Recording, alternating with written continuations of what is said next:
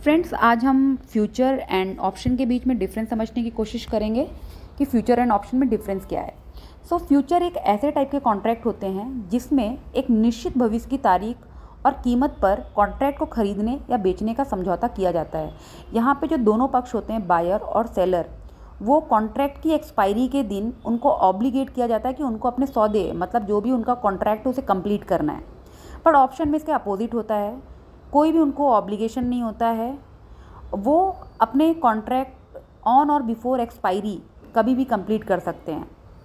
और ये दो टाइप के होते हैं जिन्हें कॉल और पुट कहा जाता है। नेक्स्ट, अगर हम रिस्क और रिवॉर्ड की बात करें तो जो फ्यूचर में बायर और सेलर होते हैं, तो उन्हें, जिसे बायर को भी अगर अनलिमिटेड प्रॉफिट है तो अनलिमिटेड लॉस भी है। Same in case of seller, unlimited profit है तो अनलिमिटेड लॉस है। बट ऑप्शन के केस में इसका बिल्कुल अपोजिट है। बायर को यहाँ पे अनलिमिटेड प्रॉफिट है और लिमिटेड लॉस है, और ऑप्शन में सेलर को लिमिटेड प्रॉफिट है एंड अनलिमिटेड लॉस है। नेक्स्ट, अगर प्रीमियम की बात करें तो ये फ्यूचर में कोई भी प्रीमियम नहीं पे करनी होती है कॉन्ट्रैक्ट के लिए, बट ऑप्शन में बायर को प्रीमियम पे करनी होती है इस कॉन्ट्रैक्ट में एंटर करने के लिए सेलर को। नेक्स्ट, फ्यूचर में मंथ में एक्सपायरी डेट होती है जिस दिन उनको ऑब्लिगेट रहते हैं वो लोग कि उनको कॉन्ट्रैक्ट पूरे डन करने हैं।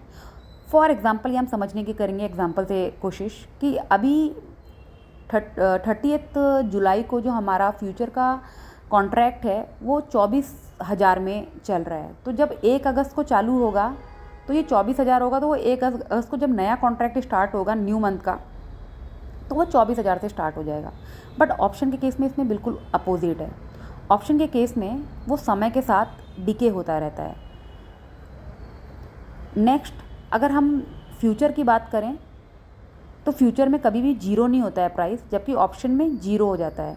और फ्यूचर में एक्सपायरी रहती है मंथ के एंड में है, जिसमें वो कॉन्ट्रैक्ट पर्टिकुलर क्लोज होता है।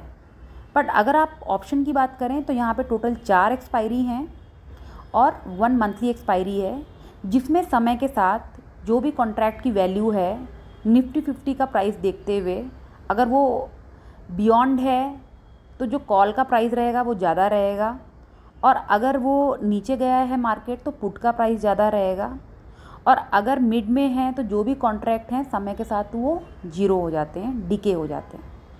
तो ये मेजर डिफरेंसेस हैं जो फ्यूचर एंड ऑप्शन में मैंने कवर करने की कोशिश की है। होप समझ आया होगा। अगर किसी को कोई डाउट है तो कमेंट में पूछ सकता है। Thank you.